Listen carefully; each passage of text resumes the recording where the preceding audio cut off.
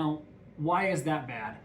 Because if you have caffeine, it stops that cortisol peak that you're trying to optimize with the sun. And caffeine will blunt this. So in blunting that cortisol peak now, you're going to have that afternoon crash. We already have that lunchtime crash that I'll talk about. But I've noticed in myself, if I wake up and I take, some caffeine first thing in the morning, whether it be coffee or a caffeinated soda or whatever, I do notice that between 1 and 2 in the afternoon, I am pretty tired. And there is research to indicate that it's because I took this caffeine, I blunted that cortisol spike in the morning, and now I'm having to kind of pay for it. And then you gotta drink more caffeine to borrow energy from a different point of time in the next day, okay? So ideally, to not blunt that cortisol release, you would wait between an hour and a half to 2 hours after waking to take your coffee.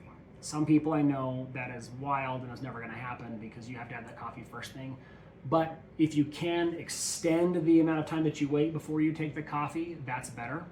I've noticed for myself that if I wait an hour or two after first waking before I have my caffeine versus if I just drink it the first thing that I can, that I am less tired throughout the day at that specific time. I'm always the most tired at work when I'm having to write notes, which is kind of terrible because I need to be awake and alert and on my game, but instead I just want to curl up into a ball and sleep, which is bad. Okay, another thing that you can do, I obviously can't do this because I have a day job, is exercise in the morning because that helps to raise core body temperature and it releases cortisol naturally and it, again, enhances wakefulness signaling.